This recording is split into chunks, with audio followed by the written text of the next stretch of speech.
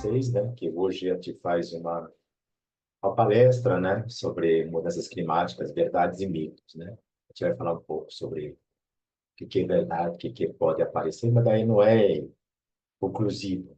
Então, cada um de nós aí vai ter o seu pensamento. Eu vou colocar os pontos de vista, os pró e contra, e cada um vai criar uma ferramenta para tentar.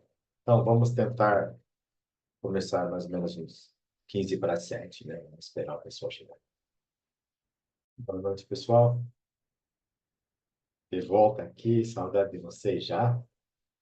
Vamos continuar. Só que hoje a gente vai ter uma, uma aula diferente, uma palestra, na verdade, no qual a gente vai discutir algumas verdades e mitos. E como eu falei antes, né, que a gente não estou aqui para colocar uma verdade, muito menos. Sabe, André, eu vou verificar, né? Mas qualquer coisa eu vou colocar isso aqui de gestão de risco e desastre, né? É a lógica que a gente tem que ter. Mas vou ver lá com eles o que eles colocaram lá, né? Não se preocupem, né? Eu vou ver isso. Então, pessoal, o que a gente vai discutir seria a questão das mudanças climáticas, né? Muita gente hoje fala sobre a questão da mudança climática e muitos estão colocando como já afirmativo, né? Que é aquecimento global. E eu, pessoalmente, até agora, com toda a pesquisa que eu já fiz, estudos que eu já fiz, eu vejo que existe uma outra vertente, né? Não quer dizer que estou certo ou estou errado, né? Então, pode ser aquecimento global, como pode estar a questão de esfriamento global, né? Então, a gente vai ver alguns pontos, vou colocar aqui alguns exemplos, né? E cada um de vocês vai ter uma maneira, com ferramenta, né? Diferenciada para colocar e começar a questionar, né? No final da história, na verdade, o que eu sempre falo nas minhas palestras, nos simpósios, congressos que eu participo, né? Eu tento evitar uma decisão conclusiva para quando a pessoa fala sobre aquecimento global, porque ela abrange muitos impactos econômicos mundiais, né? Então, isso tem que tomar cuidado nesse sentido. Então, temos que pensar se, o que temos que falar se mudanças climáticas. Isso é verdade, isso é evidente, isso é claro. Agora, a questão... Boa noite, Joana. Saudade de vocês. O que a gente tem que Tudo bem, evitar? professor? Tudo bem, Joana? Tanto tempo, né? Tudo bem. É Que muito bom. tempo, o senhor deu uma sumidinha, né? Mas hoje vai dar aula para nós, que ótimo. Estou aqui numa palestrinha aqui para vocês, para ver, a gente discutir um pouco uma outra temática, né? Totalmente diferente do que a gente falou sobre comportamento, né? Agora vamos falar sobre como a gente vai lidar com as mudanças climáticas. Essas mudanças climáticas, elas vieram, são verdades, né? Eu lembro que na semana passada eu fui dar um curso para uma grande cooperativa no Paraná, acho que a maior da América Latina. Vocês já ouviram falar da Coamo? E lá na cooperativa eu faço para eles curso sobre gestão de canteiro de obra lá, né? E dentro desse curso que eu dei para eles, chegou um assunto, porque para gerenciar um canteiro de obra, veja, senhores, como é uma coisa tão simples, mas essa mudança climática, ela impacta muito, né? Porque eu vou colocar isso aqui na nossa palestra. Porque na hora, para eles, eles tinham 12 meses, né? Tinha 18 meses para terminar a obra, mas, na verdade, a obra deles é 6 meses, 12 meses tem que entregar os silos prontos para que os cooperados comecem a colocar o milho na safrinha. Então, ele ia começar agora em junho. Então, junho, no final de junho do ano que vem, de 2025, tem que estar com os 4 silos, 2 silos prontos, que são 6 silos, três mais as máquinas aerooperacionais. E para preparar o canteiro do obra, quanto mais organizado vai ser, eles têm que ter isso aqui quando vai começar, os caminhões começam a vir bastante, toda hora. Só que dentro das mudanças climáticas, eles falam, professor, a gente sempre começa a chegar o milho no final do mês 6. Agora, o ano retrasado, ano passado, o milho começou a chegar a partir do final de abril. Veja, eu estava falando 2 meses. que ficou antes. Ou seja, a parte de cooperativa, a parte de sírios, de estocagem de milho, vai ter um impacto grande para eles, né? Que, ou seja, eles estavam programando para final de mês 6, agora não, tem que ficar no final do mês 4, ou seja, 2 meses de vir adiantado milho pronto lá para colocar em silos, né? Então, esse impacto econômico é muito grande na parte da agricultura. Essa mudança climática que acontece, nós temos que entender ela de maneira muito mais objetiva, muito mais matemática do que poética, né?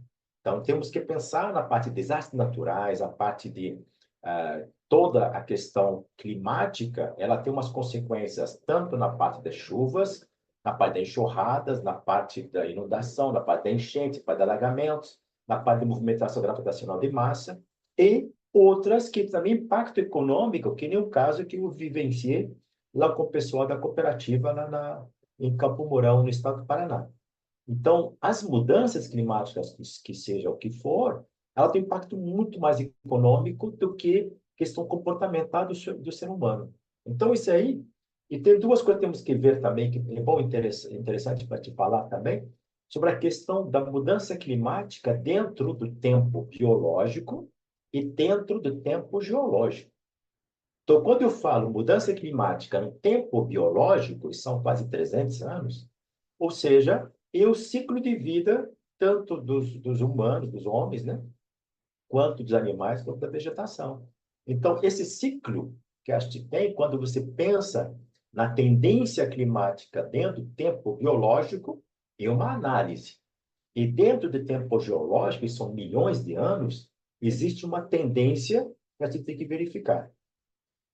Aonde nós estamos analisando isso? Porque quando teve a questão da separação dos continentes, que a gente vai falar sobre isso, né? A separação dos continentes não foi de uma maneira muito espontânea, muito rápida, né? A separação dos continentes, ela separava, voltava, depois separava, voltava, mas quando ela voltava, não voltava colar de volta, né? Ela separava os continentes, para imaginar, a África com as Américas, né? Ela separou um pouco, depois voltou, separa, volta, depois separa 1 centímetro, volta mais ou menos 80 milímetros, né? Separa, volta, o que está acontecendo hoje também entre a África e a Europa, entre a África e a Ásia. Então, existe a separação e volta, né? E que a gente tem também várias questões lá, Marina. Então, várias questões que a gente tem dentro do evento natural da Terra, ela não é uma coisa muito rápida, né? Está acontecendo agora uma separação dentro da África, ela vai demorar milhões de anos, mas já aconteceu. Existe uma separação. Temos Andréas, por exemplo, na Califórnia, também está se separando. Todo mundo esperava que vai ser o corte só nos Estados Unidos. Na verdade, não. O corte vai descer até o Chile, vai separar grande parte do Chile também, que vai cortar. Então, esses eventos geológicos, eles se movimentam e voltam. As mudanças climáticas também entram nesse processo, né? Então, quando estamos passando para a época glacial, estava aquecendo, volta, aí aquece, volta, ou seja, aumenta 2 graus e desce 3. Aumenta 2 graus e desce 3. Na tendência global, você pensa, acha que está no aquecimento. Mas, na verdade, aquece 3 graus e desce, vamos lá, aquece 2 graus e desce 3. Você vai ficar -1, -1, -1.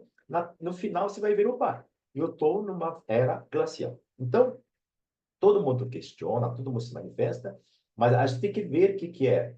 Existe mudança climática? Sim, isso é evidente, a gente não tem nem como questionar. Agora, se nós estamos indo para aquecimento ou estamos indo para a questão de esfriamento?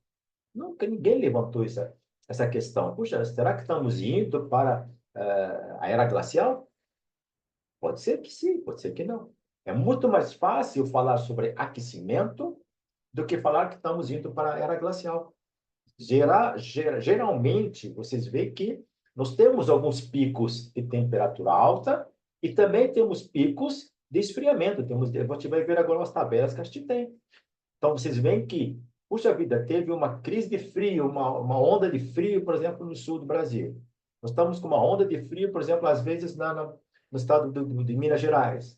Nós estamos com onda de frio lá na Amazônia, por exemplo, né? Só que a parte de frio na Amazônia é 20 graus para eles. Lá, 20 graus, todo mundo está agasalhado, todo mundo está com frio. Quando fala o frio no sul, estamos falando de, será, 0, -3, -2 graus, né? E essa questão que nós temos que prestar atenção quando fala de onda de frio, quando fala de onda de calor, né? A gente se apega muito na questão a onda do calor. Então, antes de falar sobre isso, vamos pensar um pouco sobre o que aconteceu na época geológica, né? Então, na época geológica, mas quando tivemos essa separação dos continentes, vocês podem verificar, são milhões de anos que aconteceram. Mas muitas vezes aparecia que estava fazendo uma colisão. Na verdade, não, é afastamento. Então, a Terra fazia uma separação, depois voltava a colisão, depois fazia extensão, depois voltava. Então, essa questão ela criou eventos geológicos que são sísmica, vulcões, e nós estamos tendo isso também agora. Nós estamos tendo essas mudanças da Terra, temos que pensar, a Terra é um globo dinâmico que nós temos. Essa dinâmica dele, essa movimentação dele, ele não é estático. A Terra não está parada. A Terra, ela se movimenta. Essa movimentação da Terra, ela geralmente vai criar eventos. Então, qualquer movimentação que ela faz, porque o Sol que a gente tem, que a gente vai ver agora há pouco mais ilustrações, o Sol ele é fixo. E a Terra, a tendência dela, qual é? Se distanciar do Sol. Se ela se distanciando do Sol, vai ficar mais quente ou mais fria? Claro que vai ficar mais fria. Então, esse distanciamento da Terra do Sol, essa inclinação da Terra em relação ao Sol, isso tudo vai modificar vários pontos dentro da movimentação antropológica, da movimentação do meio biótico, essas movimentações que elas que vão mexer na parte econômica. Então, muitas vezes, quando você fala opa, nós estamos na tendência do aquecimento global. Se nós estamos no aquecimento global, ou seja, eu preciso realizar inovações tecnológicas para novas adaptações. Se estou indo para o esfriamento, eu tenho que fazer outra adaptação econômica global. Então, nós estamos mexendo na economia do mundo, porque, queira ou não, estamos aqui no Brasil, mas, na verdade, o Brasil depende do mundo e o mundo depende do Brasil. E cada país aonde ele está, o mundo inteiro depende dele. Porque, queira ou não, nós somos e nos fazemos parte do globo terrestre. Nós somos peças dentro dessa engrenagem chamada o globo terrestre. Então, essas mudanças que a gente tem, essas variações que a gente tem, ou seja, a Terra ela está se movimentando, ao mesmo tempo, existe essa mudança tectônica também geológica. A gente não pode pensar só no ponto onde estamos. Tem que abrir um pouco a mente e pensar fora da bolha. Temos que pensar fora da zona do conforto, porque a gestão que a gente trabalha, a gestão de risco, a gestão de desastre, ela depende de vários fatores, entre eles, essa famosa mudança climática que a gente tem. Então, temos mudança climática? Sim, temos. Agora, a tendência dela vai ser para aquecimento ou vai ser para esfriamento? Ninguém sabe. Mas não podemos fechar que nós estamos indo para aquecimento global. Agora, quais são as consequências dele? As consequências é que nós temos nesta fase de mudança climática, a gente não temos agora uma ritmicidade cíclica. Nós não temos.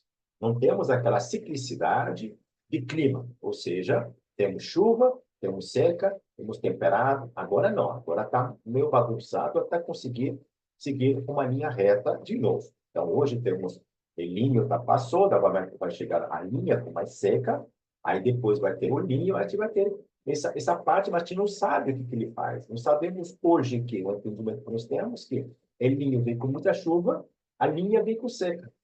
Mas essa chuva, qual que seria a frequência dela? Quais serão as condições climáticas dessa chuva? Não sabemos. Ainda não temos dados técnicos para poder falar com seriedade. Ah, agora vai chover tanto. Não. Até, por exemplo, vai variar entre 50 milímetros até 100 milímetros. Nós sabemos que passou de 100 milímetros, qualquer solo brasileiro ele vai encharcar. Ou seja, a alerta vai aumentar. Então, isso que o estudo que está indo hoje sobre a parte climática e análise de desastre agora, seria isso. Então, na semana passada, eu fui aprovado na Unitário. Unitário é centro de pesquisa das Nações Unidas, no qual eu vou dar palestra sobre paleoclimatologia e desastres naturais para o mundo. Então, lá eu falo para eles não sobre paleoclimatologia, eu falo sobre o clima antigo. Então, eu faço estudo geológico da parte climática, né? Qual foi a tendência do clima do mundo e qual eram as épocas, né? Quando foi a questão do grande desastre, tipo de alagamentos, porque existem uns registros estratigráficos, né? Para gente conseguir verificar, conseguir ver, conseguir analisar, e a partir desses estudos, você consegue ver como é a sua tendência. E outra coisa que precisamos verificar, pessoal, que a Terra em si, depois dessas mudanças que teve, essas variações tectônicas que teve na Terra, a Terra não é aquela redondinha que a gente vê, não. A Terra é assim. A Terra, ela é uma bola murcha, né, na verdade, porque houve a tectônica, a parte da geomorfologia, a aerogênese, né, que chama, essa aerogênese que se é a formação de montanhas, da parte de morfologia. E quando você tem essas tendências geológicas dentro de uma área, você tem esses formatos que são que não são nada de geologia física que a gente fala, né? Que seria todo mundo ver e conhecer a Terra com esse formato. Na verdade, não. A Terra é assim. Então, ela tem esse formato todo deformado, e por isso, quando se fala de parte climática dentro delas, a gente tem que verificar qual seria a região específica na sua formação. Então, a Terra que a gente conhece, toda a parte física dela, seria o diâmetro equatorial, 12.750, e a questão do diâmetro polar dela, 12.713. Né? Então, isso aqui mais ou menos é a Terra para mostrar que ela tem um formato mais ou menos esférico, porque o diâmetro polar vem do diâmetro equatorial. Mas, professor, por que esses dados? A gente vai explicar por que esses dados são importantes, tanto na parte formato da Terra, quando nós falamos que a Terra tem um formato meio bola murcha, né? Ela não gira de maneira esférica, mas ela gira de maneira helicoidal. Então, essa questão do formato da Terra que a gente tem são muito importantes para que a questão climática ela pode vir a atingir essa geomorfologia da Terra, né? Então, dentro dela, a gente tem essa parte de diâmetro, que nós temos o diâmetro polar, aquele pouquinho menor do que o diâmetro equatorial. Isso que vai dar, quando fala de bola murcha, nós não temos uma rotação esférica 100% da Terra. Então, por isso que ela tem um formato de movimentação helicoidal. E por ela ter movimentação helicoidal, ela gira em torno dela e gira em torno do eixo. Então, esse giro dela, ele vai com que, porque o Sol, nós sabemos que o Sol ele é fixo, e quem vai mudar é a Terra. Então, essa mudança da Terra, o que ela vai fazer? Temos o eixo da Terra mudou, então a rotação da Terra também vai mudar. Então, nós temos que verificar que ela depende do eixo dela para a rotação. Então, se ela depende do eixo dela da rotação, isso vai mudar. Por isso que o equilíbrio temperatura e pressão atmosférica da Terra inteira, ela depende de quê? Da posição da Terra naquele ponto cartesiano X, seria o x, y dele, né? Naquela posição daquele ponto aonde a radiação solar vai pegar nela. Então, dentro desse contexto, a gente consegue perceber que quando você tem o eixo da Terra, nesse caso aqui, quando ele muda esse eixo, a parte onde tinha radiação solar chegando mais perto, porque por isso que eu coloquei primeiro, falei um pouco sobre o formato da Terra, que ele não é esférico. Se ele não é esfera perfeita, ou seja, a radiação solar, ela chega diferenciada também. Então, quando ela chega mais perto de uma montanha ou chega mais perto de um platô ou numa área, um pântano, por exemplo, radiações solares, elas vão chegar dentro desses patamares. Ah, professor, mas nós temos a proteção atmosférica. Sim, temos a proteção atmosférica, não dos raios solares, temos a atmosférica para os ultravioletos. Então, são coisas diferentes. Então, a camada do ozônio tem um efeito mas sobre ultravioleta, mas não sobre os raios do sol que criam a mudança de tempo, mudança climática, ou seja, aquecimento. Então, quando tem o raio de sol, eu tenho aquecimento. Quando eu tenho esse raio de sol, ele chega aonde não chegaria durante alguns anos, por causa do eixo da Terra que mudou, aí, tá vendo aqui? Quando muda o eixo, os raios do sol, aonde não estavam chegando, começam a chegar, aí que você vai perceber. Existe uma migração, tanto da parte da biosfera, tanto flora e fauna, isso incluindo desde fungos, bactérias, os animais. Então, todos eles vão, tendência deles, porque eles são nômades. E nós também fomos nômades por muito tempo. Então, o ser humano sempre foi nômade por muitos anos. Então, essa questão do ser humano ter sido nômade, por quê? E com essa parte do ser nômade ou não, ele conseguiu atravessar toda a Terra e conseguiu as migrações, como todo mundo conhece pela história. Então, sempre procurando a água, sempre começou a procurar, a caçar onde tinha comida. Chegou uma hora que estava difícil para ele caçar, ele começou a parar, sentar e começar a plantar, e depois foi a história da humanidade, como todo mundo conhece. E tudo isso, o homem, ele parou para começar a cultivar, começar a esperar, ter aquela espera, tempo de esperar, antigamente não tinha tempo para esperar, era caçar e comer, caçar e comer. Chegou um ponto, depois ele começa a sentar, plantar e ficar esperando para tentar colher e comer. Então, essa mudança de hábito daquela época fez com que nós deixamos de ser nômades e começar a ter o espírito de propriedade. Os animais não têm isso. Os animais, eles continuam sendo, entre aspas, nômades, aonde eles vão correndo para caçar, como nós éramos antes. Então, nós dependemos hoje da temperatura, nós hoje dependemos da questão, nós dependemos da parte da alimentação, e nossa tendência depende muito do clima. Depende muito do clima, quando eu falo a questão climática, e não estou falando somente da temperatura, ou somente da chuva, ou somente da pressão atmosférica. A parte climática, o termoclima, é uma relação, uma consequência de vários fatores, entre eles a precipitação, que é a chuva. Então, quando eu falo a intensidade e a quantidade da chuva, a soma deles pode vir a nos preocupar. A soma deles pode vir a nos preocupar em duas tendências.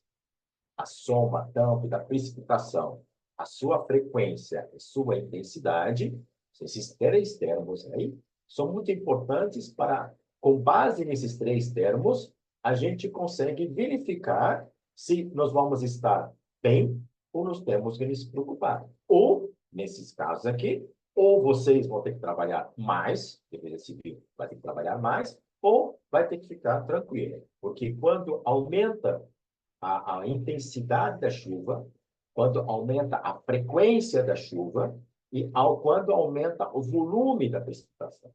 Então, esses itens vão chegar a, quando eles aumentam, preocupam a Defesa Civil, porque esses termos aí, eles preocupam por causa de desastre, porque nós temos saturação de solo, temos a questão do alagamento, temos a questão das enchentes, a questão das inundações, E temos aquela questão, quando encharca o solo, quando satura o solo, ele vem por força gravitacional, vem descendo e criando os deslizamentos e tudo o que nós sabemos. Então, essas consequências, ela tem uma relação direta com a parte climática. Então, quando se fala de aquecimento global, muita gente fala, não, veja, as calotas polares então, não existe mais. Vamos ver também esse pedaço também dentro do sistema, né, climático que a gente está falando, a gente vai ver o que está acontecendo com as calotas polares. Se eles estão derretendo ou estão deslocando. O deslocamento delas, pessoal, quando desfragmentação das calotas polares, não quer dizer que está tendo aquecimento global. Por quê? No momento que... Oi, prof. Bom, oi, prof. Oi. Boa noite. Só para agradecer a tua substituição da minha aula hoje, a palestra. Estou assistindo um pedacinho aqui, está incrível. Obrigadão. Não, imagine, prof. Foi matar a saudade também com eles. Saiu Estava com som? Não. saudade. Saiu. Obrigado, prof. Eu que agradeço. Tá bom? Obrigadão. Imagine, professor. Tchau, tchau. Oi, pessoal.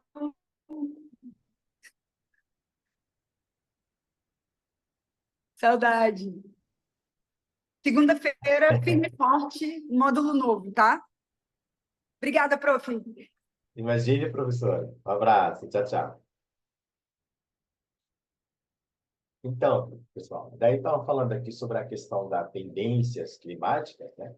É importante para a gente porque, a partir disso, a gente precisa... Ela também já está com saudade de vocês. Imagina. Se ela está com saudade de vocês, imagine eu. Ela já estava com vocês semana passada. Então, pessoal, e daí a questão climática, ela vem na questão de análise de risco, para desastres naturais. Essa questão climática é como assim, um gatilho de tudo que pode vir a acontecer, né? Então, assim, é o que eu sempre falo nas palestras e nas reuniões que eu falo, que a questão climática, ela não é o causador do problema, ela é um gatilho, simplesmente, ela é deflagradora, né? Então, eu tenho que pensar, entender a questão climática, porque a partir dela, você tem alguns condicionantes que podem vir a causar o problema. Ou seja, se eu conseguir compreender a questão climática e criar uns fatores, parâmetros dela, para poder entender o que o homem, entre aspas, pode ou deve fazer, e não vai acontecer desastre nenhum, porque o risco vai ser gerenciado, o risco vai ter com mitigação depois, né? Então, por isso que é importante entender que tendência que a gente tem, o que é o linho, o que é a linha, o que ele faz, o que a outra faz. A gente consegue compreender os deflagradores simplesmente deflagradores, porque a questão dos condicionantes é o ser humano que vai ter que fazer. Então, se o ser humano fizer a parte dele, pode chover até faca se quiser. Não vai acontecer nada. Por quê? Quando existe um equilíbrio de compreensão entre ação trópica e ação da natureza. A natureza, ela está seguindo o caminho dela e nós temos que compreender para onde a tendência dela. E nós temos que nos adaptar à tendência da natureza, não é o contrário. Senhores, ninguém vai ganhar da natureza, nunca. Não adianta. São 30 e poucos anos que estou trabalhando nessa área, não vi ninguém dizendo que ele conseguiu vencer a natureza.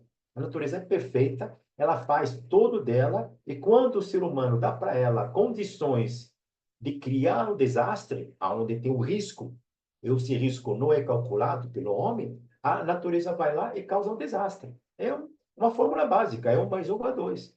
Deixou as condições para a natureza, ela chega lá, às vezes, a partir de 50 milímetros de chuva, ela consegue saturar e derrubar castelos se precisar. E tem outros lugares que a gente vê que existem construções milenares e estão lá e chove tanto quanto chove aqui. Eles estão lá resistentes. Por que será? Porque a gente não vai lá compreender como ele foi construído, como foi elaborado o estudo dele, como foi construída a estrada. Aí, se a gente começar a compreender essa relação, a gente não vai ter gente que vai se machucar. Esses dias também, de novo, eles me mandaram para ver algumas consultorias para ver como vão reconstruir o estado do Rio Grande do Sul. A primeira coisa que se fala para eles, ó, vejam como é o solo do Rio Grande do Sul. Veja como é a drenagem do Rio Grande do Sul. E veja como vai ser construída a drenagem do Rio Grande do Sul. Porque a geologia que tem lá é diferenciada. A geologia lá é muito mais argila. Temos toda ela é Serra Geral. E Serra Geral é argila, é basaltos. Então, temos que entender como é a geologia para toda a reconstrução dos 90% do Rio Grande do Sul, ela tem que ser agora mais inteligente, com inovações, com tecnologia, com drenagem, porque existe mudança climática, essa mudança climática não se discute. O que temos que discutir, o que é verdade, o que é mito dentro da mudança climática, porque essa verdade e mito, pessoal, custa milhões e bilhões de dólares para o mundo. Então, por isso que nós temos que tomar muito cuidado por envolver muitos recursos financeiros, estamos mudanças de hábito, mudanças de tecnologias e inovações. Isso é muito importante para nós temos que tomar cuidado para a tendência do nosso trabalho para impor a sociedade. Então, como eu falei para vocês, temos essa questão da radiação do Sol. Então, essa mudança da rotação da Terra, essa mudança da rotação da Terra com base no eixo principal dela, essa mudança, que essa movimentação da Terra, ela tem umas tendências de temperatura que vai variar. Então, como a Terra ela gira como se fosse um peão, né? Ela gira em torno do seu eixo e, ao mesmo tempo, em torno dela. Então, por isso, quando eu falei lá que ela é um pouco mais curta, né? Na parte do lado, o leste, norte-sul, e o leste-oeste também, ela é um pouquinho mais longa na região do Equador. Temos a questão polar, a questão equatorial, a gente vê que ela é esférica, ou seja, a rotação dela nunca vai ser uma rotação esférica, tá? Então, essas tendências que a gente tem dentro dela, né? Que nós temos a rotação da Terra, essa movimentação da Terra girando no eixo dela e em torno dela, o Sol está lá parado, as radiações solares que a gente tem, ela cria um impacto sobre alguns pontos, dos quais que nós falamos lá anteriormente sobre o formato da Terra, vai ter como mais próxima e a outra um pouquinho mais longa, mais longe, né? Onde vai ter mais próximo, mais calor, e mais longe sabemos que fica mais fria. E a tendência da movimentação da Terra hoje em dia, ela se ficar cada vez mais distante do Sol. Se ela está mais distante do Sol com esse tipo de rotação, vocês conseguem imaginar como a tendência da Terra, a questão climática da Terra, dentro do tempo geológico, já fez isso antes.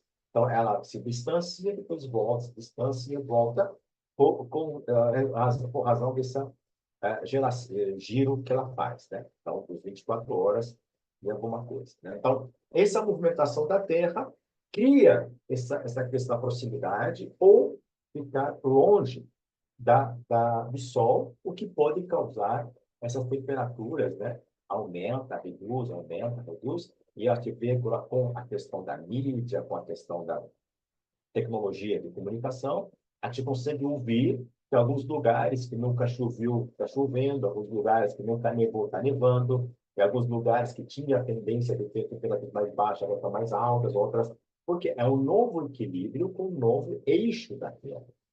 Antigamente, quando eu falo alguns anos atrás, a gente não tinha essa rapidez de comunicação. Lembra, era carta, era por telefone, depois agora não, agora a mídia que a gente tem de comunicação era muito mais rápida.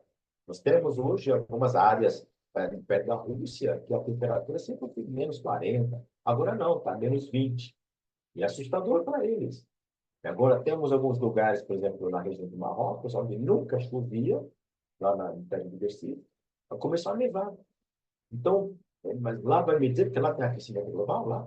Não, mas eu vou falar que está esfriamento. Tem uma região que tinha 40 graus, de repente agora está nevando, todo inverno deles, lá, inverno deles é diferente, não? Porque lá o clima é temperado.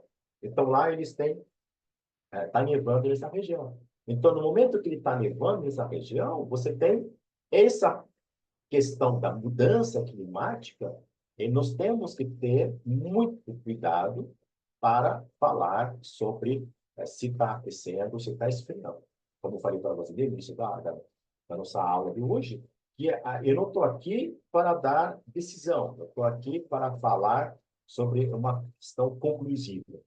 Eu vou colocar ferramentas e cada um de nós, cada um de vocês, junta as ferramentas e faz uma conclusão pessoal para escrever o que tem que ser. Se vai ser aquecimento, se vai ser esfriamento, se estamos em equilíbrio de temperatura. Cada um vai fazer. Eu não estou aqui para dizer a verdade é essa. Né? Estou falando da parte matemática, a parte geológica, a parte de paleoclimatologia e o que está acontecendo no mundo hoje com base nos dados técnicos que a gente tem hoje. Né? Então, além da movimentação que nós estamos falando, só temos outros eventos que podem vir a mudar e mexer na parte climática, que são os eventos geológicos, entre eles os vulcões. E nós sabemos que a questão dos vulcões, a parte sísmica, elas mexem com a dinâmica da Terra. Eles mexem com a rotação física da Terra. Então, com essas tendências que a gente tem, essas mudanças que a gente tem, tanto parte geológica, porque vocês pensam da primeira parte da nossa aula, como a gente viu, como é a Terra, como ela se formou, e como a tendência dela hoje, como ela gira em torno do eixo dela, como ela está girando em torno da parte física da Terra, a gente tem tudo isso. Além disso, nós temos, com essas mudanças, nós sabemos que a Terra é formada dentro dela do núcleo e do magma, né? Que são massa, elas não são rígidas. Né? Essa mudança deles criam alguns movimentos, né, geológicos, entre eles os vulcões. A gente vai ver, dentro do estudo da pesquisa que eu fiz, tudo que eu fiz, pessoal, de 2020, de 2000 a 2024. São 24 anos que comecei a estudar isso para tentar entender o processo, né? A gente conseguir umas tabelas que vou apresentar para vocês, onde fala sobre inundações, fala sobre alagamentos principais do mundo, né? Sobre a mudança de temperatura para mais, mudança de temperatura para menos, e com os vulcões, né? E a parte sísmica. Eu acho que nós temos que entender esses fenômenos que tem, para, a partir deles, nós conseguimos pensar de maneira muito mais objetiva, muito mais científica, para depois tentar entender a questão. E eu tendo essas informações, eu consigo gerenciar os riscos. E eu tendo essas informações que são informações matemáticas, informações científicas, eu consigo gerenciar o risco para evitar o desastre. Então, se eu sei, por exemplo, se eu tenho essa tendência com 50 milímetros, ele vem a saturar o solo, então todo o solo que estiver numa zona de risco, e eu perceber que essa área que vai poder chegar a uma precipitação acima de 50 milímetros, aí eu vou chamar as pessoas para saírem das suas residências, porque existe um risco iminente. Então, são essas consequências da importância de a gente compreender essas mudanças climáticas que estão acontecendo hoje dentro do mundo. Né? Então, eu vou falar aqui agora sobre a questão, algumas verdades, alguns mitos, e no final da nossa palestra, eu vou falar de novo sobre algumas verdades e alguns mitos, para cada um de nós começar a entender. Né? Então, assim, algumas verdades e mitos, pessoal, não são meus, né? São de várias pesquisas que eu já fiz, e colocar aqui para cada um de nós consiga ler, entender, que, pessoal, não são as minhas verdades, não são meus mitos, porque não tenho conhecimento final, né, sobre isso. Então, eu vim aqui dividir com vocês aquelas ferramentas que eu tenho e cada um de vocês tomar sua decisão no final. Às vezes, o que aparece verdade aqui, para um de vocês vai parecer como mito, o que eu vou apresentar aqui como mito pode aparecer como verdade, né? Então, a primeira verdade que se diz na área científica, né, que o aquecimento global é real e antropogênico, tá? Ele é real, todo mundo vai ser, eu acho que vai ser, né? Ele é global, aquecimento global é real e antropogênico. Ou seja, a vasta maioria dos cientistas climáticos concorda que o planeta está aquecendo e que a atividade humana, principalmente a queima de combustíveis fósseis, é o desmatamento e uma das principais causas desses aquecimentos. O painel intergovernamental sobre mudanças climáticas, IPCC, apoia essa conclusão com extensa pesquisa de dados. Tá, pessoal? Isso aqui, eu, Abdel, não concordo com essa ideia, mas eu coloco aqui porque quem está colocando isso é o painel intergovernamental sobre o chamado IPCC, né? Então, que apoia essa ideia. Outro ponto também que estou colocando aqui seria efeitos visíveis, né?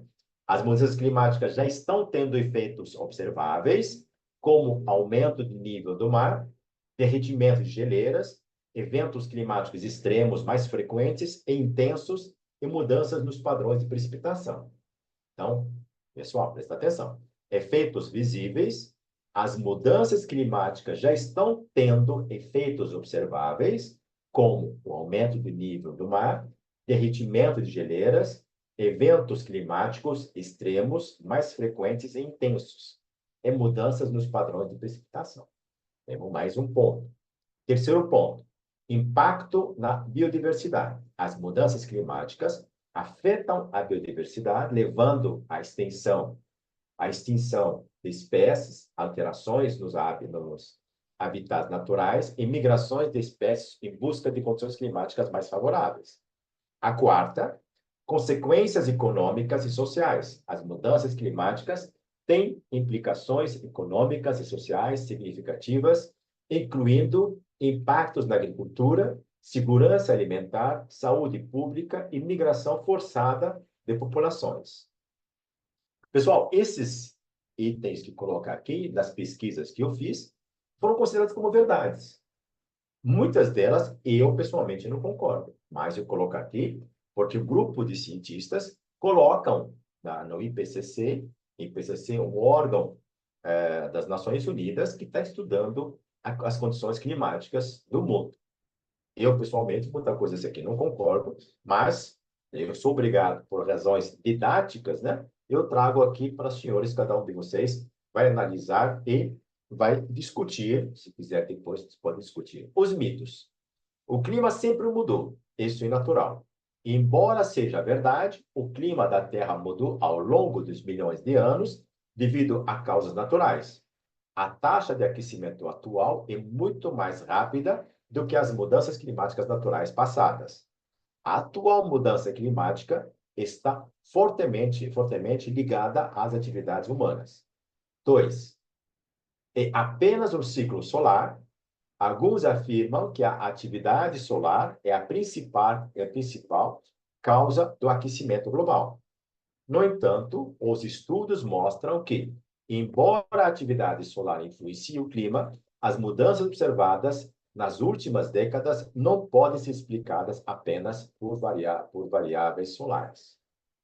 3. Os cientistas não concordam. Existe um consenso científico robusto de que o aquecimento global é real e causado por humanos. Este consenso é apoiado por inúmeras organizações científicas de renome mundial. A quarta, equivalente ao que foi verdade, né? A tecnologia resolverá todos os problemas. Embora a tecnologia possa e deva desempenhar um papel importante na mitigação das mudanças climáticas, confiar exclusivamente em soluções tecnológicas sem mudanças nos comportamentos e políticas inadequada para enfrentar a escala do problema. Ou seja, nós temos 4 verdades: aquecimento global é real, antropogênico, ou seja, o homem que causa isso. 2, efeitos visíveis, mudanças climáticas já estão tendo efeitos observáveis. 3, impactos na biodiversidade. 4, consequências econômicas sociais. Os mitos, que o clima sempre mudou, isso é natural. E apenas um ciclo solar. Os cientistas não concordam, a tecnologia resolverá todos os problemas. Então, esse aqui, pessoal, não são as minhas afirmações, de jeito nenhum, porque muitas delas eu não concordo, Vocês, cada um de vocês, pode usar isso como opinião própria, ou pode contestar, ou pode concordar. Cada um de nós, o objetivo desta palestra é ver o que está acontecendo no mundo. Eu mostrei para vocês desde o começo as ferramentas que eu estou utilizando e para te tentar entender o que está acontecendo de real sobre os fenômenos de mudança climática dentro do sistema, né? Então, o que a gente vai pensar? Eu já estou falando aqui que o aquecimento global é antropogênico, efeitos visíveis, impacto da biodiversidade, consequências econômicas e sociais. Os mitos são o clima sempre mudou, isso é natural, apenas o ciclo solar, os cientistas não concordam, tecnologia resolverá todos os problemas. Agora vamos ver o que realmente está acontecendo. Então, eu tenho registros aqui, pessoal, eu vou dividir com vocês, são registros de 2000 até 2024. Então, inundações no mundo inteiro. Então, Moçambique, inundações devastadoras que causaram a morte de cerca de 700 pessoas e deixaram milhares desabrigados. Em 2001, terremoto, tá? Em Gujarat, na Índia, terremoto de magnitude 7,7, que matou cerca de 20 mil pessoas e deixou milhares de feridos desabrigados. 2002, enchentes, Europa Central, inundações severas afetaram países como Alemanha, Áustria, República Tcheca, causando grandes danos. 2003, ondas de calor na Europa. Então, aqui sobre todas as coisas que registros de 2000 a 2024 sobre a coisa natural, desastres naturais. Depois vai separar por evento, né? Desastres naturais. Tem onda de calor na Europa. A onda de calor extrema que resultou na morte de cerca de 70 mil pessoas, especialmente na França, tá? 70 mil pessoas, às vezes, no Brasil, são vários municípios que podiam ter extintos com um total de 70 mil pessoas. Então, em 2003. 2004, tsunami, Sudeste Asiático, terremoto de magnitude 9,1 na costa do Sumatra, que gerou um tsunami devastador, matando 230 mil pessoas. Porque lembra, pessoal, quando você fala sobre análise de risco, sobre desastre, quando você perde uma vida, já a bala já atrapalha, né? Agora você tem 230 mil pessoas que perderam a vida, já imagina o resultado do desastre que aconteceu, né? 2005, furacão Katrina, nos Estados Unidos. Furacão de categoria 5, que causou grandes danos em Nova Orleans, áreas vizinhas, resultando a mais de 1.800 mortes. Temos mais. Temos 2008, né? Então, 2005, 2008, ciclone Nargis, em Myanmar. Ciclone devastador que matou cerca de 138 mil pessoas e deixou milhões desabrigados. Milhões desabrigados. 2010, terremoto no Haiti. Terremoto, magnitude 7, que causou a morte de aproximadamente 230 mil pessoas e destruiu grande parte da capital, Porto-Príncipe. 2011, terremoto e tsunami no Japão. Terremoto magnitude número 9, seguido de tsunami, resultando a 15 mil mortes e um desastre nuclear de Fukushima. 2012, furacão Sandy, Caribe, nos Estados Unidos. Então, furacão que causou grandes danos em várias partes dos Estados Unidos, especialmente em Nova York e em Nova Jersey, onde teve cerca de 233 mortes. 2013, tufão Haiyan, nas Filipinas. Um dos tufões mais poderosos já registrados, matando 6 mil pessoas. 2015, terremoto, Nepal, terremoto magnitude 7,8, que causou a morte de cerca de 9 mil pessoas. E assim por diante. 2017, furacões Harvey e Irmã Maria, Caribe, Estados Unidos. Série de furacões devastadoras que causaram grandes danos a Porto Rico, Texas, Flórida, com milhares de mortes e prejuízos significativos. 2018, incêndios florestais, Califórnia, Estados Unidos. Incêndios florestais que matou 85 pessoas. 2019, ciclone Idai, Moçambique, Zimbábue. Ciclone devastador que chegou a matar 1.000 pessoas. 2020, pandemia 2019, todo mundo conhece, pandemia do Covid-19, embora não seja um desastre natural, no sentido tradicional, a pandemia teve efeitos devastadores em escala global, com milhões de mortes. 2021, inundações na Europa Central, cerca de severas, que afetaram a Alemanha, Bélgica e outros países, como está acontecendo agora também, né? Em centenas de mortes e grandes danos. 2022, onda de calor na Europa, que também matou pessoas. 2023, incêndios florestais na Áustria e na Califórnia. 2024, ciclone de Fred, Madagascar, Moçambique. E eu não quis colocar aqui, pessoal, o que aconteceu no Rio Grande do Sul, mas de propósito, né? Aí temos as mudanças que a gente tem sobre a questão climática, ou seja, será que só o ser humano que pode vir a causar esses problemas?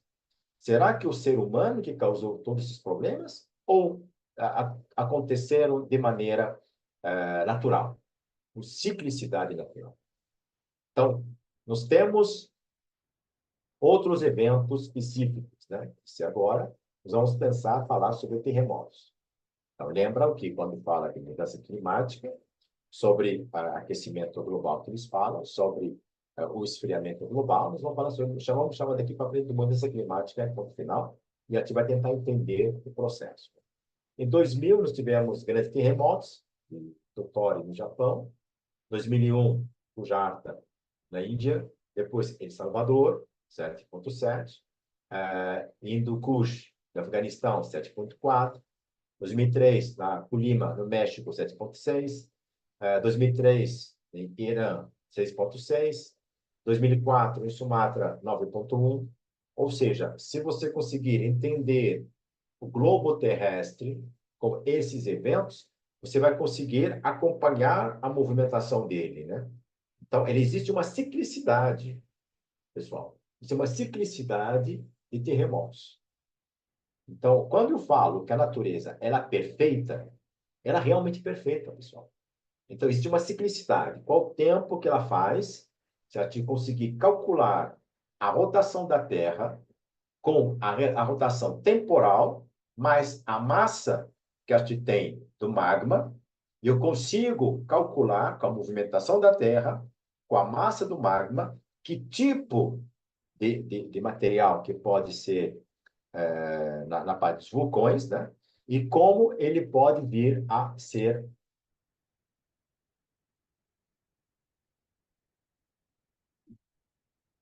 E eu concordo com você, André. Aí, isso eu não vou tirar uma palavra do que você escreveu aqui.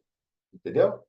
Pessoal, o André está colocando aqui que os desastres são de origem natural, mas os danos destes estão relacionados ao comportamento humano. E eu concordo com você. Eu não tô... isso eu não tiro. Entendeu, André? Porque, assim, o desastre é natural. É isso que eu quero que todo mundo pense. Não posso colocar o problema dos desastres em cima do homem que está causando, não. Entendeu? O homem, ele absorve o que que a natureza faz. Por quê? É uma consequência dos seus atos. E quando eu falo dos atos, não é os atos, ele que vai lá e cria, colocar fogo para o vulcão, por exemplo, ou começar a criar terremoto. Não. É aonde o homem anda, sem saber onde ele está pisando. Aonde o homem está invadindo o espaço, sabendo que lá ele vai ter que refazer e gastar muita massa cinzenta para ele poder ficar lá. Ele não é igual quando você está no platô, que está estável tectonicamente. Ele tem que ver que, se eu estou sentado aqui e meu vizinho não está acontecendo nada com ele, porque na área onde ele está estável, porque a natureza permitiu para ele ficar estável e por isso que ele se estabilizou. Às vezes, quando você sabe uma área, vamos imaginar, o terreno do Sumatra, sabe que uma área que é rica em atividade sísmica, né? Onde tem terremotos. E você vai lá e vai construir uma estrutura rígida. Na primeira movimentação que você vai ter sísmica, a tua casa vai cair. Mas o evento é natural, de efeito natural. Mas as consequências cabem ao homem se adaptar para evitar as consequências que possa vir a criar prejuízos para ele. Então, essa visão do homem em relação aos eventos naturais, isso é muito importante para que o ser humano comece a perceber que existem umas mudanças. Pode ser mudança climática, pode ser mudança física da geologia da Terra, mas o homem ele tem que entender que precisa ter uma relação de compreensão, por isso que existe a engenharia, por isso que existe a geologia, existe a geofísica, para que o ser humano comece a compreender os atos causados pela natureza e aonde ele pode se adaptar. E quando o ser humano pode vir a se adaptar, ele vai conseguir gastar massa cinzenta e sobreviver dentro de um evento que a natureza vai permitir a ele, aonde ele vai se instalar, onde ele vai ficar. Então, nós temos do Irã, por exemplo, que teve 6,6, que teve 26 mil pessoas que foram atingidas, enquanto 9,1, que é da Sumatra, teve 230 mil, cerca de mortes, 230 mil. Pessoal, para mim, se morrer uma pessoa ou dois, já é suficiente. Agora, com 230 mil, eu acho que é muito. Isso não quer dizer que uma negligência, mas o problema é não compreender que isso pode acontecer, que a natureza causou. Então, nós temos no 7,9, na China, por exemplo, né? que causou 87 mil pessoas morreram e milhões desabrigados. No Haiti, 7, né? 230 mil também que foram, né? No Chile, 8,8, 2010, terremotos que atingiram o tsunami. Ou seja, se você verifica quase todo ano, um ano sim, um ano não, todo ano, na verdade, né? Existe um evento. E se você conseguir verificar, ele tem a ver com a movimentação da Terra, existe uma ciclicidade de rota que o movimento dos terremotos faz. E a intensidade dele também varia. Existe uma concentração de energia, dá um pico, baixa a temperatura, baixa a pressão, baixa o evento, né? Vai continuando, depois sobe, depois vai baixar, e vai continuando, e assim vai, até criar uma estrutura que nós, humanos, podemos compreender. Então, por exemplo, no Japão, teve 15 mil mortes, né, no Nepal, 9 mil pessoas. No Equador, 700 pessoas. No Chiapas, no México, 98 pessoas. Na Indonésia, 4.300. Tudo isso, pessoal, são pessoas que perderam a vida devido a algum evento natural. Evento natural. Porque eu acho que terremoto é um evento natural. Tá? Aí nós temos 2018, na Indonésia, nos Estados Unidos, na Turquia, no Haiti, na Turquia, na Síria. Ou seja, a gente tem vários pontos, tá? Por exemplo, na Turquia teve um 2020 e teve um pior 2023, no qual teve 50 mil pessoas que morreram. No Haiti, infelizmente, uma ilha lá que toda hora está acontecendo um problema e as pessoas estão resistindo lá. Então, quase todo ano aconteceu um evento, aconteceu um evento, aconteceu um evento, e vai, e lá, com esses eventos que estão acontecendo, as pessoas tentam se adaptar, mas às vezes sem tentar compreender o que está acontecendo, né? Então, quando você pensa o que a Terra faz, tipo que a te fala, né, que a Terra tá ficando cada vez mais longe do Sol, no seu evento helicoidal que ela está fazendo, e essa movimentação, quando ela é mais longe do Sol, mais veloz fica a interação interna da Terra. Então, quando faz a movimentação, da Terra ela é rotacional, isso aqui, a rotação da Terra, ela, quando mudança dela, mudança mínima dela, mas no global, ela existe um evento que pode ser avaliado e analisado pelos cientistas, né? E quando a Terra fica cada vez mais longe do Sol, até um certo limite, depois ela volta, né? Dentro do tempo geológico, a Terra vai ficar cada vez menos radiações do Sol vai chegar nela. Então, a questão global, geologicamente falando, nos eventos de maneira macro sobre a Terra dentro do tempo geológico, a gente tem uma outra tendência.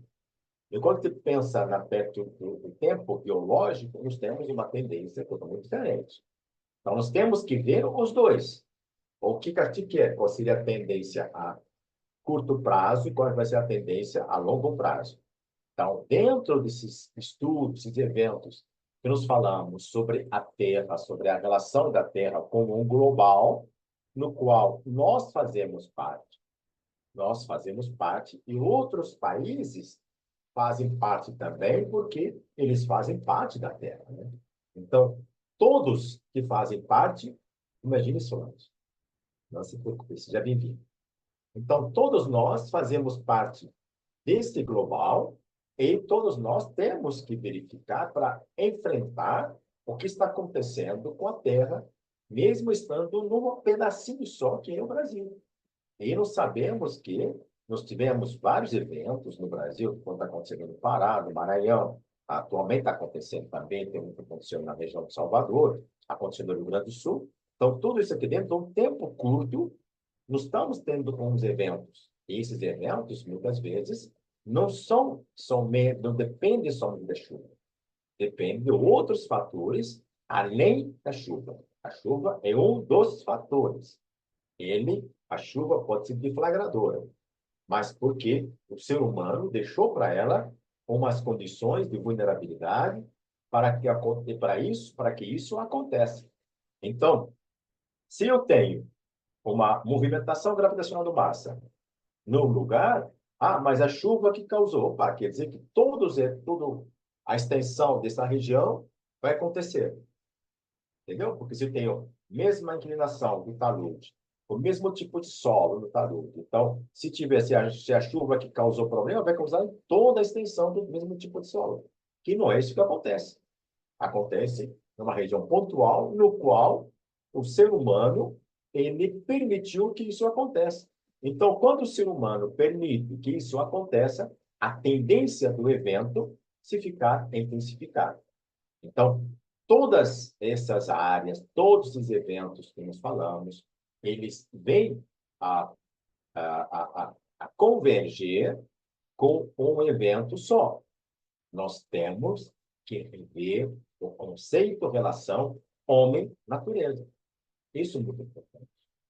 Então, nós temos que rever que tipo de engenharia tem a tendência do futuro. Que tipo de engenharia que a gente vai ter que ter para nós permitir nosso desenvolvimento? Será do jeito que nós estamos fazendo, estamos corretos?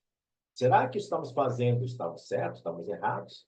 Nós temos que sentar e rever não somente a engenharia, mas todos os outros cursos que estão formando profissionais que vão preparar o mundo para nós. Então, temos que ter novos planos pedagógicos do programa pedagógico curricular das universidades. Então, parece ser mais fácil para alguns responsabilizar a natureza do que assumir a culpa pelas ações humanas. É verdade, André, sabe? Porque assim, como você falou, é muito fácil jogar a culpa na natureza. A chuva que causou problema. Mas para aí, a chuva não faz nada. Se chuva causasse problema, cada gota de chuva causaria um desastre, mas não é o caso. A chuva causa problema onde não há políticas públicas responsáveis para mudar a mente e se preocupar para entender a natureza. Então, é verdade, é muito fácil jogar a culpa na natureza. Agora, não. Ao gastar a massa cinzenta para entender de que a culpa para tentar modificar, aí sim, isso eu concordo, é difícil. Mas, infelizmente, é muito mais fácil falar, não, a causadora é chuva. Aqui, por exemplo, onde apareço, onde estou fazendo algumas palestras, alguma coisa assim, eu não permito que seja a natureza que seja culpada, né? Não dá para fazer. Então, aqui, pessoal, eu estou colocando aqui. Opa, deixa eu ver. Vai ser mais madeira. O problema maior. Aí sim, né? Aí muita gente morre de fome, né? Aí depois falam culpa de quê? Quando não está chovendo, né? Aí muda as coisas, né? Verdade. Aqui, pessoal, alguns registros, né? É verdade, Sabrina. Obrigado. Aqui, pessoal, aqui estão os registros das grandes inundações, né, e alagamentos que chamaram a atenção no mundo, né? Em 2000, como eu falei para vocês, eu fiz o estudo do 2000 a 2024, Na verdade, vai do 2000 até 2030, né? Que tem que fazer, e tem que apresentar um trabalho para as Nações Unidas. Então, lá sobre as mudanças climáticas, tá? Mas eu vou falar uma coisa mais, porque vão ser 20 anos, né? De 2000 até 2030, são 30 anos, desculpa. São 30 anos de estudo, e para estatística, são 30 dados, né? Então, a gente faz de 2000 a 2030 para tentar entender, porque tem 2030 fecha aquela parte dos ODS, né? 2015, 2030. E também tem vários outros estudos que vai nova geopolítica que vai acontecer, tudo tal. E mais meu trabalho dentro da UNEP, a parte das Nações Unidas, e preparar esse estudo sobre paleoclimatologia, né? E para falar sobre paleoclimatologia, nós temos que ver como foi a tendência geológica e a tendência real. E eu coloquei 30 anos para ver, comparar com estudos que a gente já tem, tanto na Alasca, na Antártida, na África do Sul, para tentar comparar com esses dados, né? Que a gente tem. Temos tempo geológico, que funciona no tempo X, né? E aqui estamos analisando o que está acontecendo. Então, na questão do Moçambique, 2000, inundações devastadoras causadas por chuvas torrenciais e ciclones resultaram a 700 pessoas e milhares de desabrigados. 2002, Europa Central, inundações severas afetaram países como a Alemanha, a Áustria, a República Tcheca. Ou, nesses casos, como faz a apresentação, pessoal, a gente apresenta, pega o globo terrestre, né? E a gente coloca os pontos, né? 2000, 2002, 2004, 2005, que aconteceu, né? Você pode verificar que em 2004, né, tem chuvas de monções causaram inundações. Se você compara isso com a época da parte de terremotos, né, você vai ver que quase os mesmos lugares aconteceram o mesmo desastre. Ou seja, existe um conjunto de eventos que a natureza registra, que são inundações, terremotos, vulcões e a parte da desmoronamento que causa problemas, né? Se vocês verificam, pessoal, os nomes não vão ser diferentes para vocês, né? Tipo a Índia, Estados Unidos, Bangladesh, Europa Central, Paquistão, Tailândia. Então, Estados Unidos, Houston, Estados Unidos, Kerala, na Índia. Isso aqui são eventos de chuva. Se eu voltar, tá vendo aqui? Se eu voltar na parte vulcânica ou outros eventos, vocês vão verificar que os nomes continuam sendo quase iguais. Ou seja, existe uma correlação direta que a natureza faz. Então, esses eventos, aonde está o homem? Entendeu? Aonde está o homem para causar esse problema? Não. A chuva está lá, normal, e o homem está invadindo o espaço da natureza, aonde pode ser que, dentro do contexto do conceito do evento, ele vai ser chamado de inundação. Do conceito do evento vai ser chamado enchente. Do conceito do evento vai ser chamado de alagamento. E do conceito do evento vai ser chamado de terremoto. Ou seja, a natureza tem sua ciclicidade, cabe ao homem entender essa ciclicidade, aí sim vai ter ferramenta para gerenciar o risco, para evitar o desastre. Então, o ser humano tem que entender os eventos naturais para poder gerenciar o risco, para evitar os desastres. Então, para poder evitar desastre, há necessidade de compreender e delimitar os riscos. Se eu reduzir o risco, eu acabo com o desastre. Se eu reduzir o risco, eu consigo evitar ou minimizar os acidentes. E quando chega ao termo desastre, eu já quase perdi o controle. Então, quando tenho um acidente e uma consequência de um risco que eu deixei passar, porque faltou alguma ferramenta, alguma peça que não consegui fechar. Então, quando eu vejo a parte da ciclicidade climática, isso que a professora Márcia tinha pedido para mim, então, porque não tem como entender ou gerenciar, ou liderar uma equipe, ou fazer qualquer realização de minimizar os impactos de um risco, se não compreender as causas dele. Então, se eu tenho causas do risco, eu preciso minimizar as causas do risco e aumentar a relevância que vai evitar eliminar esse risco.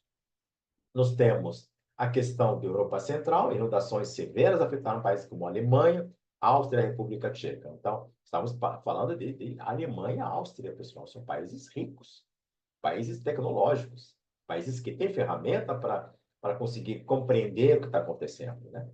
No Bangladesh, chuvas de monções causaram inundações maciças. Em Nova York, Estados Unidos, pessoal, Estados Unidos é o país que mais é castigado por eventos da natureza, né? Então, nós temos furacões, o Katrina, causou inundações catastróficas com 1.800 mortes. Na Índia, também um país tecnológico, chuvas de monções de rompimento de barragens causaram inundações que afetaram milhões de pessoas, deixaram centenas de mortes. Em 2010, Paquistão, chuvas de monções provocaram inundações devastadoras de cerca de 20 milhões de pessoas, pessoal. Então, afetaram cerca de 20 milhões de pessoas, causando milhares de mortes. Na Tailândia, 2011, inundações severas afetaram grande parte do país, resultando em 800 mortes e grandes danos econômicos. Então, 2000, 2002, você pode verificar aqui que os eventos são cíclicos, os eventos se repetem, e cada ano eles estão em ponto maior em algum ponto do polo da Terra. Aqui, pessoal, vocês podem verificar, pelo meu trabalho que eu apresento para vocês aqui, ele não está tratando o país ou parte pontual. Não, nós temos que ver o globo terrestre. Então, eu preciso compreender como está o mundo. Eu não vou me preocupar somente com o meu bairro, com a minha casa. Eu tenho que ver qual que é, porque quando eu falo de mudanças climáticas, eu não estou falando somente do Brasil, ou da minha cidade, ou do meu bairro, ou da minha casa. Eu tenho que pensar em mudanças climáticas e eu preciso compreender o que está acontecendo no mundo como um todo. Porque as tendências, ela vem do mundo como um todo, não pode se limitar a um bairro, a uma rua, a uma casa. Não. As mudanças climáticas, quando se trata de mudanças climáticas, tem que ser algo global. E se há algo global, eu tenho que compreender o que nós sabemos, todo mundo sabe que trabalha na parte científica, que a natureza, ela tem fórmulas. A natureza, ela não se faz de maneira bagunçada.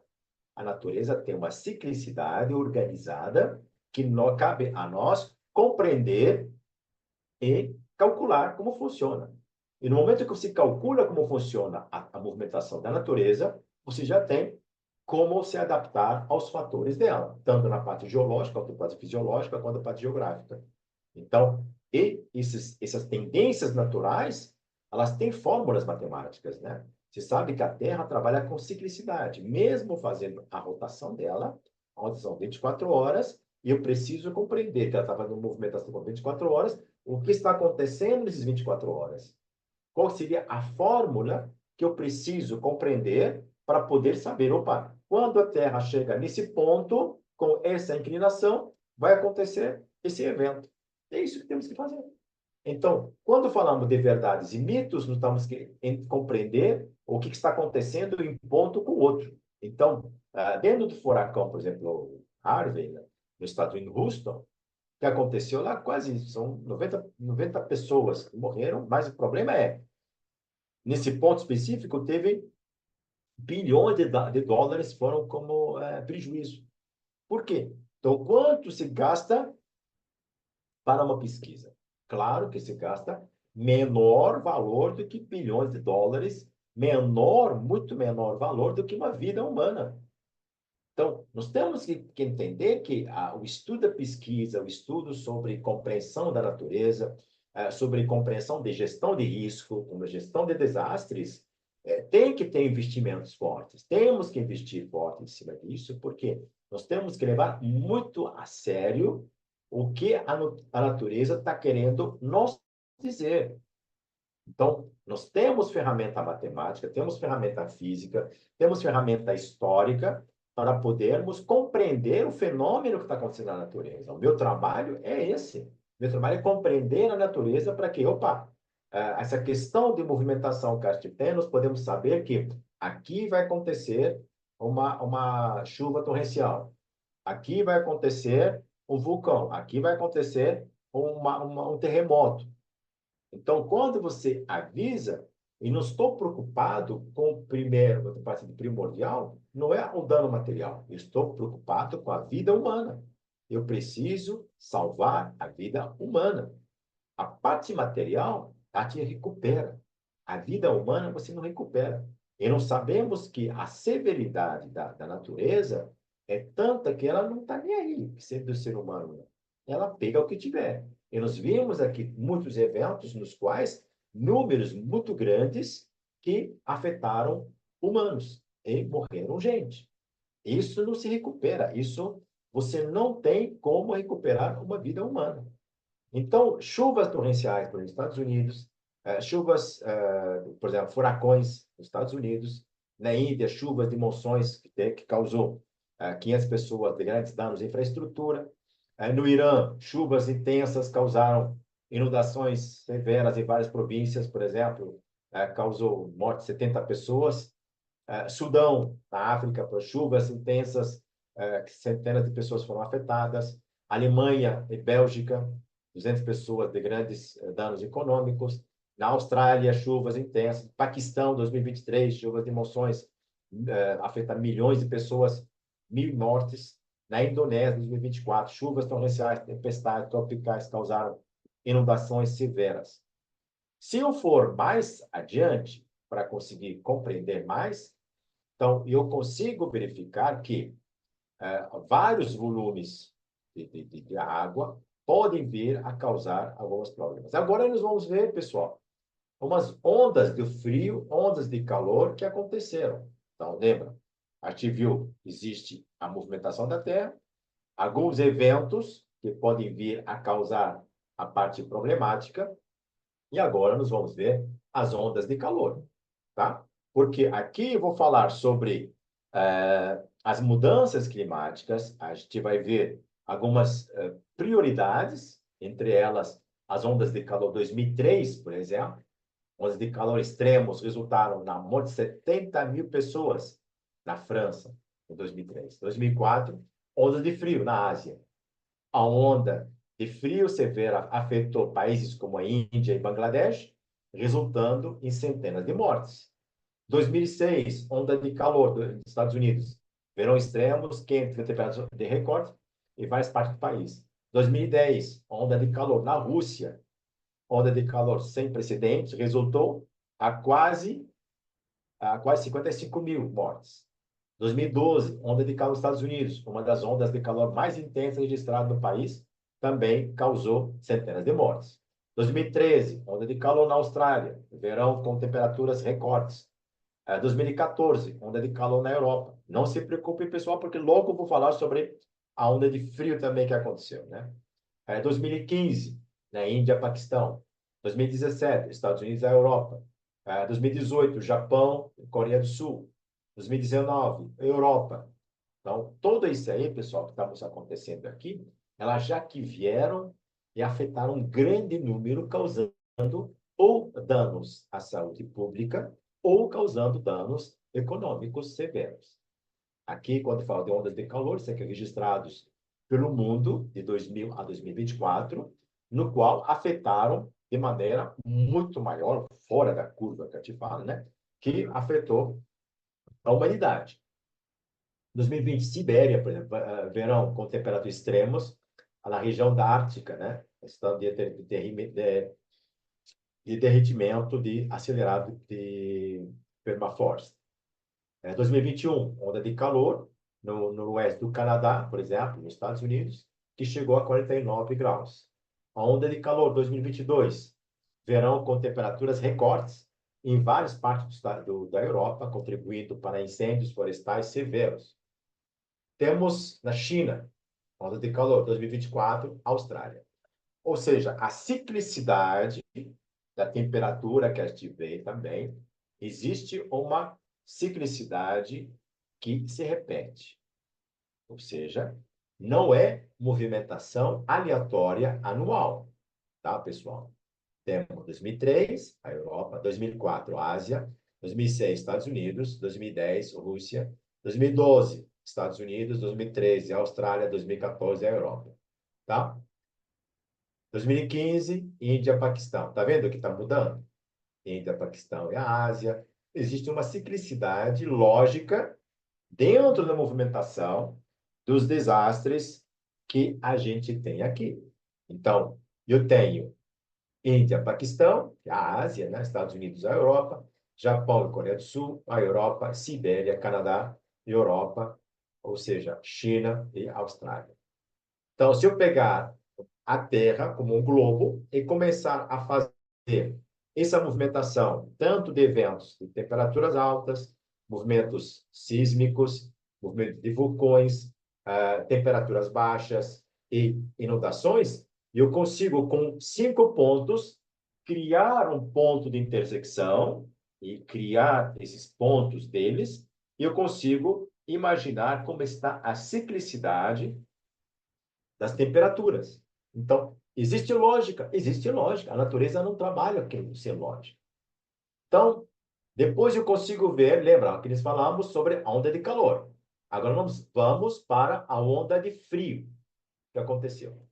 2000, Mongólia, a onda de frio extremo, conhecido como Druz, que causou a morte de milhões de cabeças de gado e afetou gravemente a população natural. 2002, a Rússia, inverno severo, com temperaturas extremas baixas em várias regiões, resultando em inúmeros mortes. 2003, de novo, Bangladesh e Índia. Está vendo como se repete, pessoal? A onda de frio no inverno resultou na morte de centenas de pessoas, principalmente devido à falta de aquecimento adequado. 2005, a Europa. A onda de frio intensa e afetou grande parte do continente. 2008, a China, a mesma China que tinha recebido aquela temperatura extrema. Agora recebe tempestade de neve, temperatura baixíssima, afetaram grandes partes do país. 2010, Europa e Reino Unido. Inverno rigoroso, com nevasca, temperaturas mais baixas, causando transtorno generalizado. A Europa, onda de frio extremo com temperatura baixa de menos 30 graus na Europa. Em algumas áreas, resultando na morte de 800 pessoas pelo frio. Estados Unidos, 2014. Vórtice polar causou temperaturas extremas baixas em grande parte do país. Mas, pessoal, a mídia que está trabalhando em cima do aquecimento global não coloca as informações sobre o esfriamento também. Então, por isso que eu falei para vocês, nós estamos fazendo essa palestra aqui para vocês, mas sem dar... Se eu não estou falando aqui o que está certo, o que está errado, se é aquecimento global, se é esfriamento global, e estou colocando os dados, as ferramentas, cabe aos senhores, cada um de vocês, começa a pensar para tentar ter sua própria opinião e verificar, para tentar poder questionar algumas afirmativas, né? Que muita gente fala, né? Então, essas narrativas que muita gente coloca como afirmativas, sem colocar devido valor de equilíbrio entre os fatores envolvidos, eu não concordo. Eu concordo quando existe um elemento científico no qual existe tendência e com base científica calculada. Aqui, por exemplo, né, nós temos na questão da leste asiático, né? A onda de frio afetou países como Taiwan, Japão e Coreia do Sul, os mesmos que tiveram aquecimento. Às vezes, como eu falei para vocês, aumenta 1 grau ou 2, mas vejam o Canadá, senhores. A onda de frio severo com temperaturas recordes, menos que 50 graus. Isso é aquecimento global. Na Europa, com menos 30 graus. Isso é aquecimento global. Então, Texas, nos Estados Unidos, tempestade de inverno no Texas, tá? No Texas, temperaturas extremamente baixas, resultando em grandes interrupções de funcionamento de energia e água. Texas, que é um estado, os Estados Unidos, que é quente de tendência. Então, essas análises que precisamos colocar na mesa, no qual eu preciso verificar o que está certo e o que está errado. Por exemplo, quando eu falo na Austrália, temperatura recorde, eu tiveram aumentando o risco de incêndio, todas as análises de temperatura que foi colocado aqui, a gente não colocou quanto que subiu, quanto que desceu. No Canadá, por exemplo, aqui, a Canadá Noroeste dos Estados Unidos, chegou acima de 49 graus, algumas áreas. E aqui chegou a menos 50 graus no mesmo lugar. Então, se eu tenho aqui no Canadá, 2021, aumento de temperatura.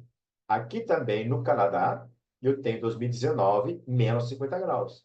Então, a comparação técnica que temos que fazer é essa. O que aconteceu quando aumentou, o que aconteceu quando baixou. Quando aumenta a temperatura, qual que é a tendência dela? Quando baixa a temperatura, qual a tendência? E para onde ela baixou, e a gente faz uma equalização matemática dos dois. Aí, em 2021, Texas, por exemplo, temperaturas de inverno, leste da Ásia, a ondas de frio que afeta a China, Japão, Coreia do Sul, resultando em mortes grandes, América do Norte, e aqui tem na Europa também alguns pontos. Vamos ver agora a questão de vulcões que acontece com os vulcões e qual o efeito direto dos vulcões dentro da questão global das temperaturas, né? Em 2000, a Islândia, se lembram, né? E teve uma tendência da Islândia, depois veio em 2010, que parou o tráfego aéreo pela Europa inteira, né? Então, em 2000, Islândia, temos erupção a mais de 10 quilômetros de altura, causando transtornos aéreos. 2002, na República Democrática do Congo, na África, né? Erupção que causou a morte de cerca de 147 pessoas.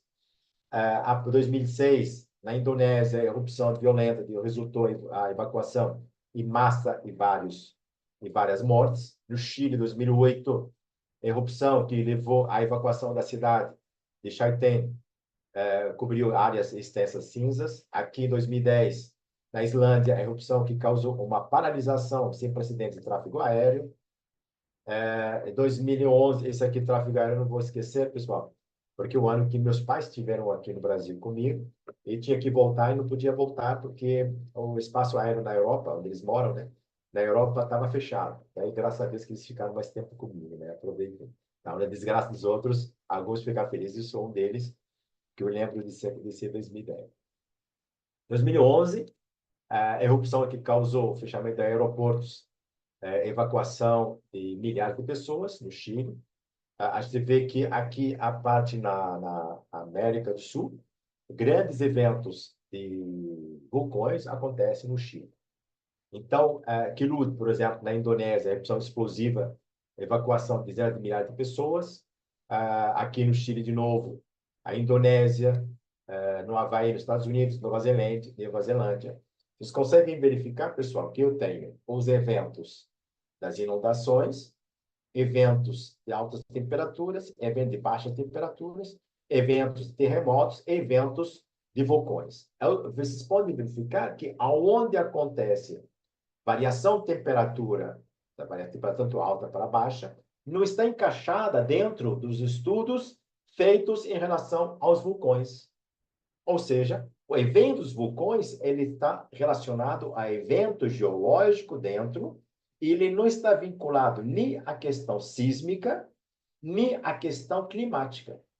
Ele pode causar eventos separados para o ser humano, ação antrópica, nesse caso, o tráfego aéreo. Mas ele não tem uma relação direta com as temperaturas, porque vem que os países que tiveram problemas com os vulcões não estão vinculados dentro dos registros internacionais de 2000 a 2024 a altas temperaturas ou baixa temperatura, muito menos que a parte sísmica. Então, os eventos que podem causar danos, que podem vir a causar desastres, que eles não estão vinculados a vulcões dentro do espaço do estudo que a gente tem. Ou seja, os eventos de vulcões são eventos isolados dentro do evento estudo geológico, de risco geológico. Ele não está dentro do estudo de riscos antropológicos, como a gente falou naqueles estudos que já foram feitos por alguns pesquisadores, né? Aqui nós temos Filipinas, São Vicente, por exemplo, na fronteira, na Sofia, erupção que levou à evacuação de milhares de pessoas e causou danos significativos. Las Palmas, Ilhas Canárias da Espanha, do lado do Marrocos, no Atlântico, né? A erupção destruiu centenas de casas, mas uma ilha pequena, né? Então, nós temos Tonga, a erupção submarina que causou tsunamis e afetou a comunicação, a infraestrutura na região. Indonésia, 2023, erupção que resultou em evacuação em massa. E Stromboli, 2024, na Itália, que mais recente, né, com o episódio explosivo, resultaram na evacuação temporária e transtornos locais. Né? Então, dentro desses eventos todos, nós temos mais um fator que também vem discutido e vem sendo falado muito tempo, que são a questão a questão polares, né, das neves que acontece, né? Então, nós temos, dentro dos eventos do Polo Norte, a bacia do Canadá, Mar Beaufort, Cabo Chukchi, a bacia da Ásia, e nós temos a espessura do gelo e dentro de 1958 e 76, depois 93 a 97. Né? Então, de 58 a 76, a camada de espessura do gelo que a gente tem nesses pontos, né, que vocês podem ver, era muito maior do que nós temos hoje, de 93 a 97. Se você procurar agora alguns estudos 2023, 2024, aí esses pontos são menores. Professor, mas por que você está falando assim de maneira tão mais calma, mais tranquila, tal? Por quê, pessoal? Eu tenho dois pontos. Nós temos a questão de choques térmicos, que causa deslocamento das calotas polares, e nós temos derretimento da neve. Então, eu ficaria muito preocupado se nós estamos falando de neve derretida nas calotas polares. Ainda não tem grandes registros disso que possa vir a nos preocupar. O que nós temos são choques térmicos devido a essas mudanças climáticas que acontecem. Então, se eu tiver derretimento da neve, das calotas polares, isso pode vir a nós preocupar. Então, o que eu tenho aqui, podem verificar, pessoal, as calotas polares, elas se deslocam, tá? Se deslocam. Elas não derretem, elas se deslocam. Se deslocam devido a choque térmico. Choque térmico, uma variação térmica muito forte, ela cria essas movimentações e desloca um bloco do outro. Então, essas mudanças climáticas, ela vem causar um choque térmico no qual existe essa variação entre eles e que pode vir a causar essa questão que nós chamamos de mudanças climáticas básicas ou normais. Então, dentro da variação que a gente tem, dentro dessas mudanças todas, eu consigo verificar que, por enquanto, eu não tenho derretimento. Eu tenho separação de blocos grandes. Então, dentro dele, essas mudanças que a gente tem, a questão de milhões que a gente tem áreas que nós temos deslocamento, eu posso ter que, em alguns eventos, dentro das movimentações, nós temos os limites, né, das calotas polares intensas, e aqui está tendo essas movimentações, mas bloco mudando de um lugar para outro, mas mantendo a quantidade de gelo normal. Aqui eu tenho alguns pontos, né? Avaliar 2003, 2012 e aqui 2023. Então, aqui a gente tem uma lagoa, aqui nós temos a neve, tá? Aqui nós temos a lagoa, a mesma lagoa que está aqui, e a mesma lagoa daqui. Então, de 2003 a 2023 são 20 anos. Então, vamos verificar a mudança que teve, tá? A mudança que a gente tem seria esse ponto e agora está aqui. Em 20 anos, se nós tivéssemos aquecimento global, eu não teria mais essa calota aqui. É derretida e aqui teria uma lagoa. Ok? Teria uma lagoa aqui que representa os 20 anos de derretimento da neve que teria aqui. Continua tendo a lagoa, está aqui, a lagoa continua, e de 2003 a 2020 estamos falando de 20 anos, entre aspas, com essa mudança climática que todo mundo fala que houve aquecimento. Então, nós temos 1984, 2020, também nós temos aqui uma área, o tempo é muito maior, muito, muito maior, aqui dá quantos anos? De 84, dá 14 mais 20, dá 30 e poucos anos aqui. Então, nós temos a questão da parte da neve que tem aqui, mas aqui não é uma calota polar, pessoal. Aqui era neve de época. A calota que me preocuparia são essa parte que está no sul, mas essa não. Essa aqui é igual neve que a gente tem de inverno, quando dá esfriamento normal, e a parte da ciclicidade. Então, voltando àquela análise que nós falamos inicialmente, e nós vamos tentar, de novo, para quase terminando a nossa palestra, para te falar sobre isso, né? Então, aquecimento global é real e antropogênico? A vasta maioria dos cientistas climáticos concorda que o planeta está aquecendo e que a atividade humana, principalmente a queima de combustíveis fósseis e o desmatamento, é uma das principais causas desses aquecimentos. O painel intergovernamental sobre a mudança climática, IPCC, apoia essa conclusão com extensa pesquisa e dados. Segundo, lembram isso aqui bem no começo da aula, efeitos visíveis, as mudanças climáticas já estão tendo efeitos observáveis, como aumento de nível do mar, derretimento de geleiras, eventos climáticos extremos, mais frequentes e intensos e mudanças nos padrões de precipitação. Impactos na biodiversidade, as mudanças climáticas afetam a biodiversidade, levando à extinção de espécies, alterações nos habitats naturais e migrações de espécies em busca de condições climáticas mais favoráveis. Consequências econômicas e sociais, as mudanças climáticas têm implicações econômicas e sociais significativas, incluindo impactos na agricultura, segurança alimentar, saúde pública e migração forçada de populações. Então, senhores, essa aqui é uma afirmativa não minha. Eu gostaria que vocês começassem a pensar sobre o que foi falado, o que foi apresentado, que são dados reais, e com essas afirmativas também, que é feita também, são afirmativas reais, mas não são minhas, e vocês estão livres de concordar ou discordar. Mitos. O clima sempre mudou, isso é natural. Embora seja verdade que o clima da Terra mudou ao longo de milhões de anos, devido à causa natural, a causas naturais, a taxa de aquecimento global é muito mais rápida do que as mudanças climáticas naturais passadas. A atual mudança climática está fortemente ligada à atividade humana. E a segunda, é apenas um ciclo solar. Alguns afirmam que a atividade solar é a principal causa do aquecimento global. No entanto, estudos mostram que, embora a atividade solar influencie o clima, as mudanças observadas nas últimas décadas não podem ser explicadas apenas por variáveis solares.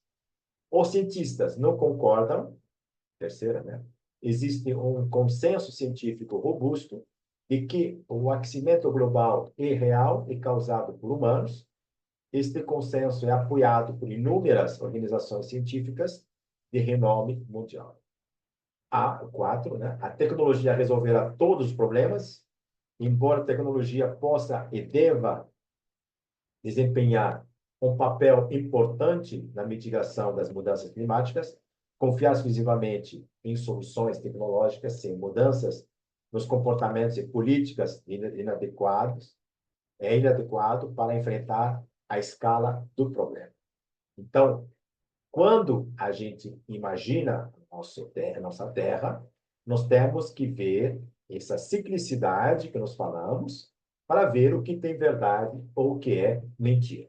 Então, todas as análises que nós colocamos aqui são fatos que eu mostrei para vocês quando eles falam sobre as mudanças climáticas, quando se fala de sistemas de mudança climática, geralmente existe mudança climática, isso aqui é um fato, eu já vi, já evidenciei, já tem valores, já temos consequências disso, mas nós precisamos entender mudança climática, compreender a mudança climática para poder gerenciar o risco. Porque sem saber do que está acontecendo, que a natureza está querendo dizer para nós, não adianta levantar o cartaz e ficar chorando. Nós precisamos compreender, porque daqui a gente não sai.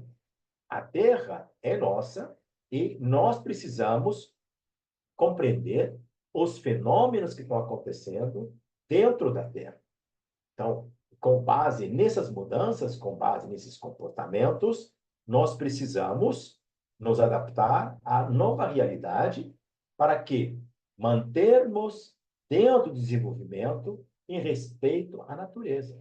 Isso que posso dizer. Isso eu tenho certeza que estou falando. Agora, se estamos no aquecimento, estamos no esfriamento, isso não posso afirmar aqui para vocês. Eu preciso deixar vocês com o pensamento, vocês que vão analisar, e cada um de vocês vai ter sua opinião. Eu mostrei os eventos, esse material eu vou disponibilizar para vocês dentro do material complementar, e vocês dão uma lida, dão uma pensada, e pensam, pegam aqueles dados que coloquei lá, pegam o globo terrestre, né? E começam a colocar os pontos, né? Vocês vão ver que existe uma ciclicidade.